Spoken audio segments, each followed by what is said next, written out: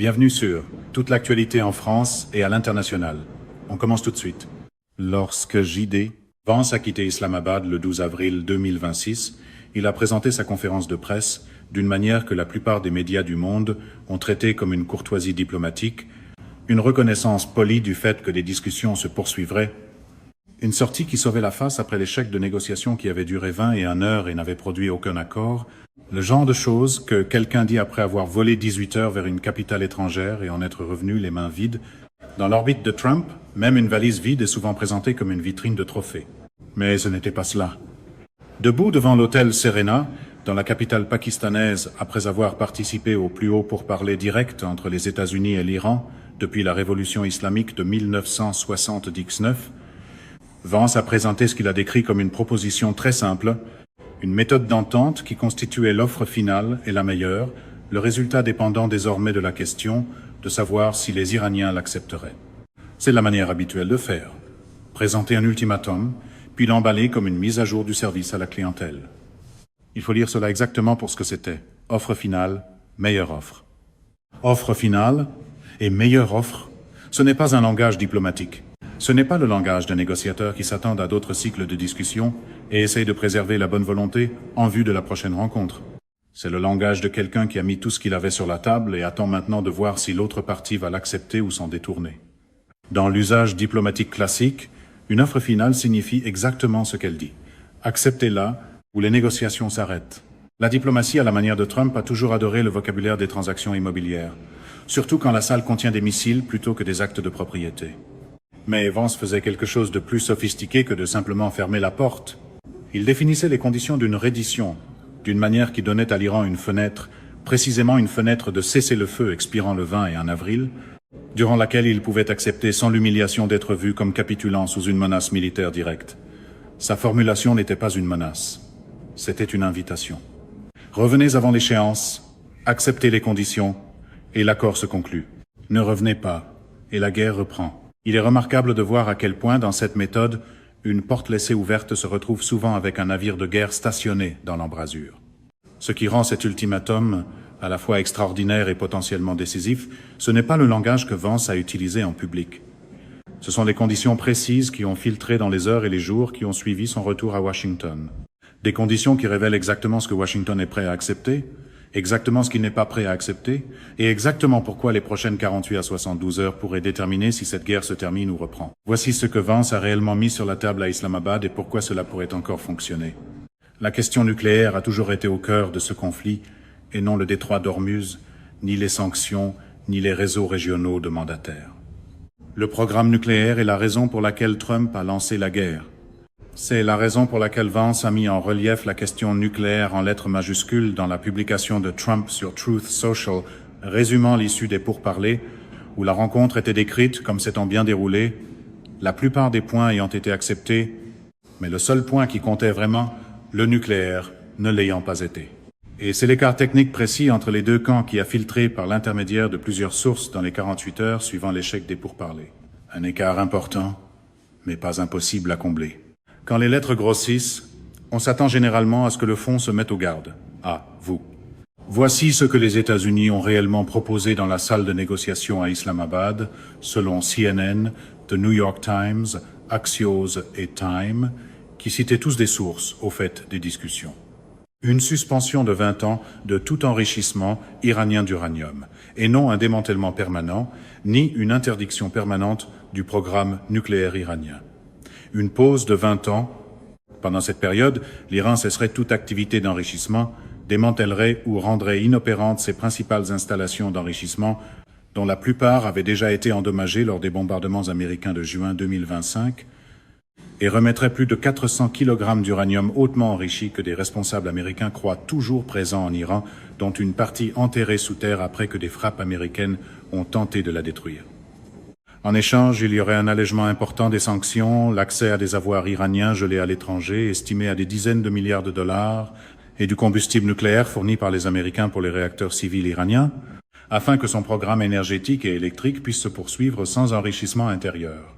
L'envoyé américain Steve Witkoff avait avancé une version de cette idée dès le mois de mars, une proposition selon laquelle les États-Unis fourniraient à l'Iran du combustible nucléaire pendant une décennie en échange de l'arrêt de tout enrichissement. Mais la proposition actuelle d'Islamabad a porté cette période à 20 ans. La formule des 20 ans n'était pas accidentelle. Elle avait été soigneusement conçue pour résoudre un problème politique précis du côté iranien. 20 ans, c'est assez long pour que des responsables américains puissent présenter cela comme écartant pendant des décennies le danger nucléaire iranien, formulation que Vance a utilisée dans son compte rendu à Netanyahou au sujet des points de blocage. Mais ce n'est pas permanent. Ce n'est pas une renonciation au niveau d'un traité au droit nucléaire prévu par le traité sur la non-prolifération des armes nucléaires. C'est une suspension limitée dans le temps, ce qui signifie que les négociateurs iraniens peuvent retourner à Téhéran et dire à leur Parlement qu'ils n'ont pas renoncé de façon permanente à la souveraineté nucléaire de la nation, mais seulement reporter cette question pour une génération. C'est le genre de formulation que Trump et son entourage adorent. Assez dur pour les caméras, assez souple pour les notes d'information. Dans le monde de la politique intérieure iranienne, où le programme nucléaire est devenu inséparable de la dignité nationale et de l'identité de résistance depuis la révolution de 1979, cette manière de présenter les choses compte énormément. Le régime qui accepte le démantèlement complet et permanent de son programme nucléaire fera face à une crise de légitimité intérieure qui pourrait menacer sa stabilité. Le régime qui accepte une pause de 20 ans tout en recevant des milliards en allègement des sanctions, l'accès à des avoirs gelés et du combustible nucléaire américain peut présenter l'issue comme un repli stratégique, douloureux mais survivable. La distinction entre reddition et repositionnement stratégique est essentielle dans la politique intérieure iranienne en ce moment. La réponse de l'Iran dans la salle de négociation à Islamabad était une suspension de 5 ans, et non de 20. 5. Voilà l'écart. 20 ans contre 5, soit une différence de 15 ans dans la durée d'un gel de l'enrichissement de l'uranium. Et dans cet écart, qui ressemble en surface à une négociation chiffrée entre des parties qui se situent à peu près dans la même zone quant à la structure d'un accord, se trouve toute la question de savoir si l'Iran est réellement prêt à abandonner, pour une période significative, sa voie vers une nucléarisation militaire rapide, ou s'il cherche à sortir d'une guerre catastrophique en consentant le minimum possible, tout en conservant l'option de reprendre l'enrichissement avant qu'une décennie ne se soit écoulée. Un membre iranien du Parlement qui faisait partie de l'équipe de négociation iranienne à Islamabad, Sayed Mahmoud Nabavian, a confirmé publiquement, après les pourparlers, que les deux exigences américaines sur le dossier nucléaire, le gel de l'enrichissement et le retrait des matières, étaient la raison pour laquelle aucun accord n'avait été conclu.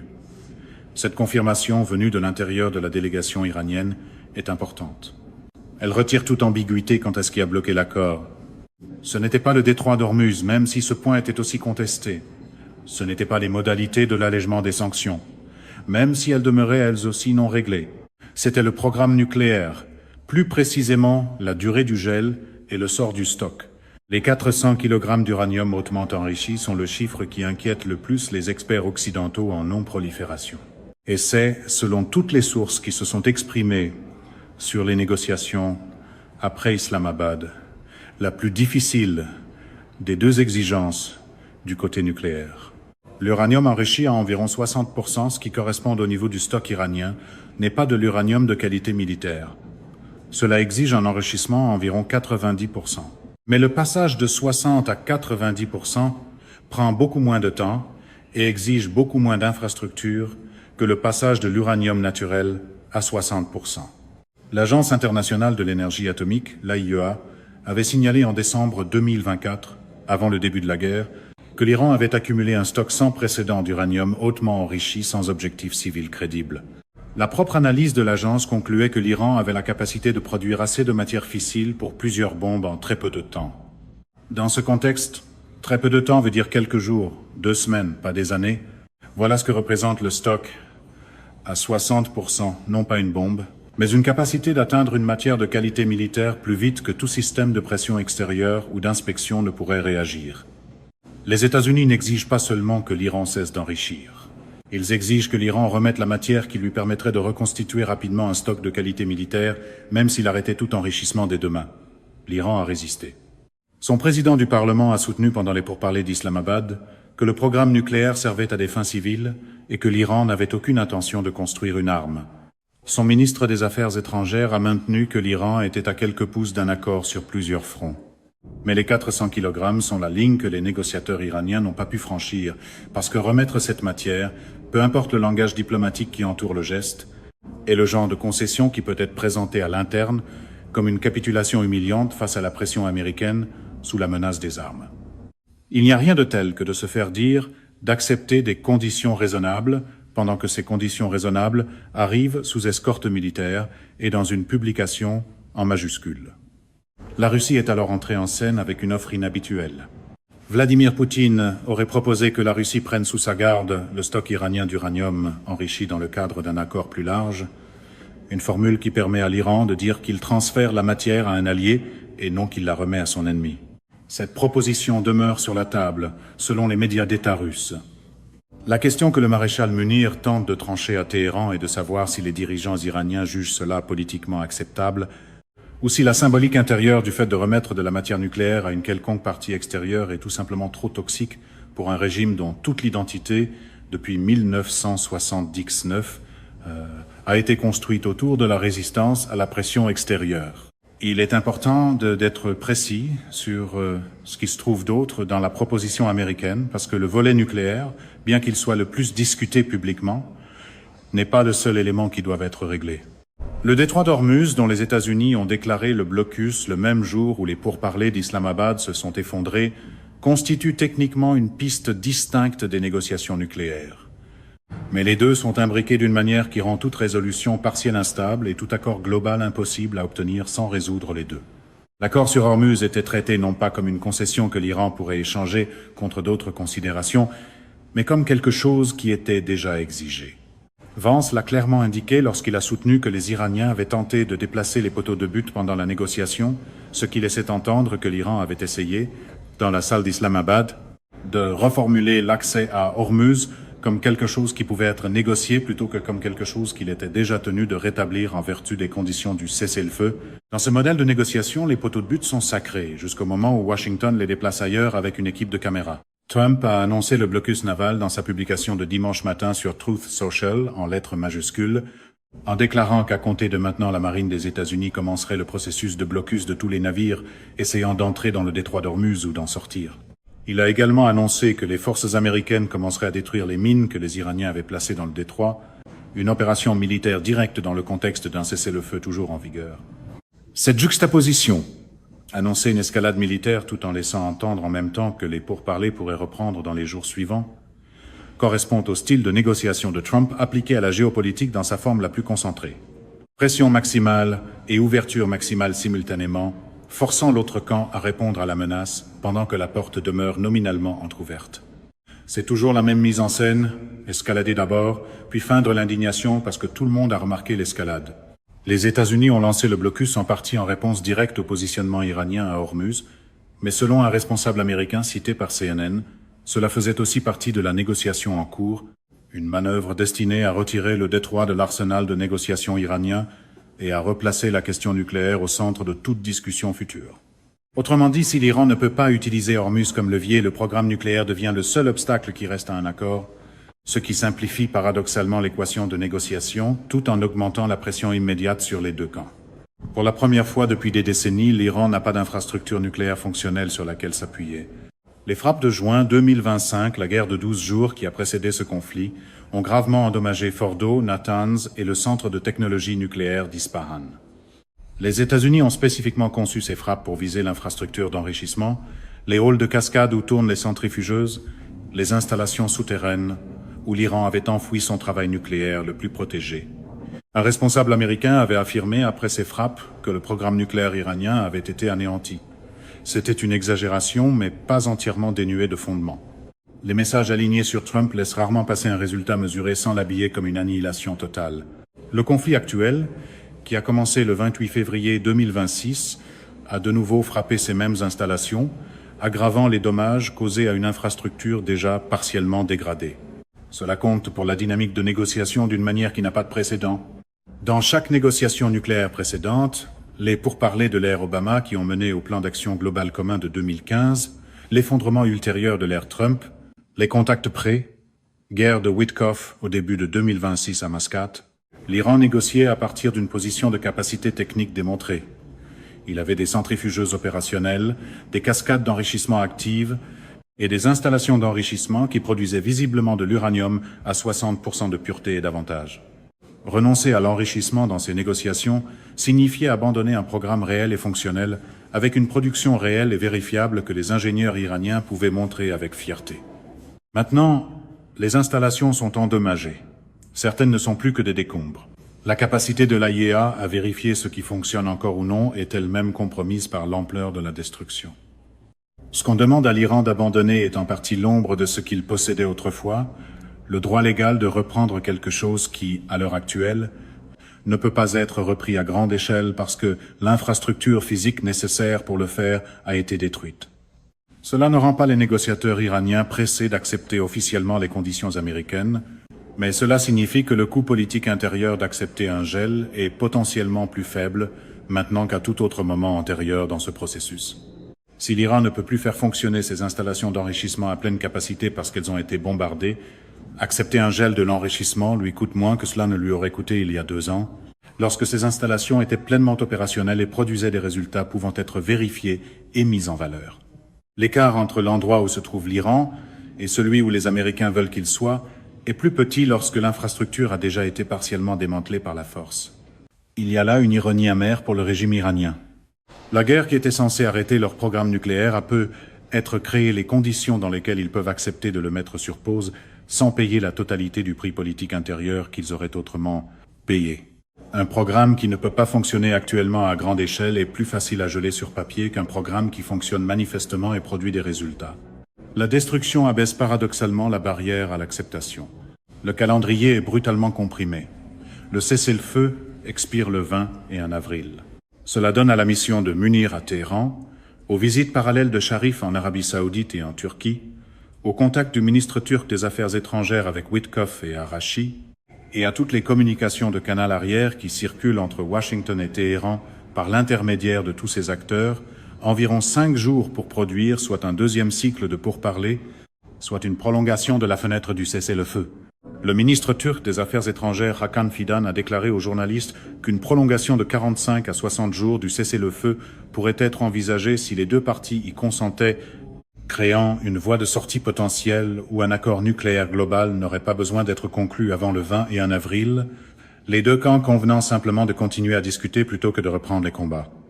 Cette option de prolongation est probablement l'issue immédiate la plus probable de la poussée diplomatique actuelle.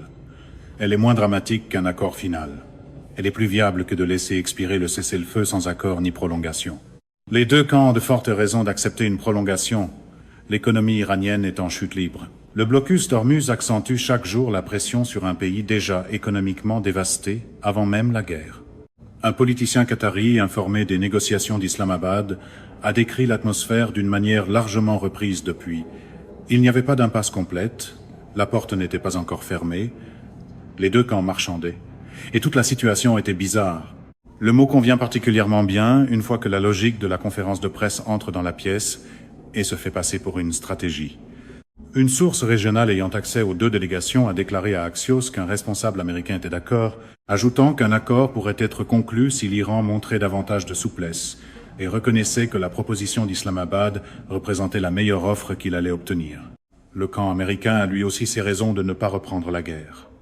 Un pétrole au-dessus de $120 le baril, la hausse des prix à la consommation, un marché boursier qui a atteint un sommet record jeudi sur fond d'optimisme quant à un accord, et une opinion publique américaine qui, selon les informations de CNN sur les discussions internes, a clairement montré qu'elle devenait impatiente face au conflit.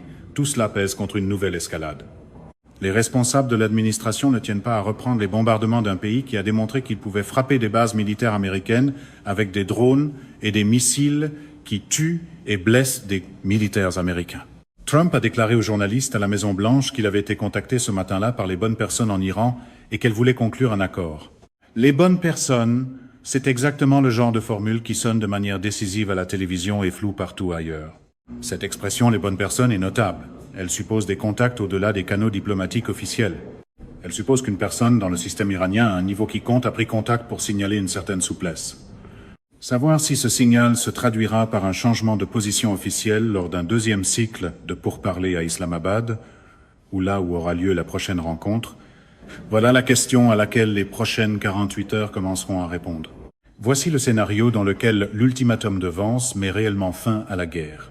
L'Iran accepte ou propose quelque chose qui s'approche du gel de 20 ans de l'enrichissement, pas nécessairement exactement 20 ans, peut être 10 à 15, un chiffre que les États-Unis peuvent présenter comme des décennies dans la formulation de Vance à Netanyahou et que l'Iran peut présenter à son propre Parlement comme moins qu'une génération. La formulation compte autant que le chiffre. Et les deux camps le savent. C'est souvent ainsi que fonctionne le langage de l'ère Trump. Laissez chaque camp entendre ce dont il a besoin, puis laissez le titre faire le gros du travail. 400 kg de son uranium hautement enrichi vont en Russie, une formule qui permet à l'Iran de dire qu'il a transféré cette matière à une puissance alliée plutôt que de l'avoir remise à un ennemi qui venait de passer 6 semaines à bombarder son pays. L'offre de Poutine de prendre cette matière sous sa garde demeure sur la table. L'Iran a intérêt à l'utiliser. Le détroit d'Ormuz rouvre, ce que l'Iran a, de façon indépendante, intérêt à permettre, parce qu'un Hormuz fermé nuit activement aux relations commerciales avec la Chine et l'Inde, dont l'Iran a besoin pour survivre à l'après-guerre. Les États-Unis lèvent certaines sanctions et débloquent certains avoirs gelés par étapes liés au respect des engagements iraniens, fournissant ainsi la bouée économique dont le gouvernement iranien a désespérément besoin.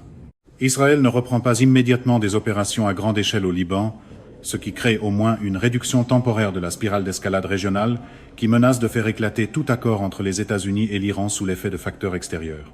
Ce n'est pas un accord facile à conclure. Chacun de ces éléments implique que l'Iran accepte des conditions que sa rhétorique publique a présentées comme inacceptables, mais l'architecture est visible. Vance comme Araghchi ont décrit les deux camps comme étant à quelques pouces d'un accord. L'écart entre 20 ans et 5 ans est important, mais c'est une négociation chiffrée.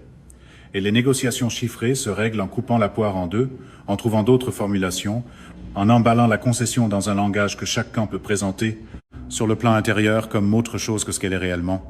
L'échéance est le 20 et 1 avril. L'ultimatum est sur la table. Le maréchal Munir est à Téhéran, avec les conditions. Le Premier ministre du Pakistan est dans le Golfe et en Turquie pour bâtir l'architecture régionale. La Turquie et l'Égypte sont simultanément au téléphone avec Witkoff et Araghchi.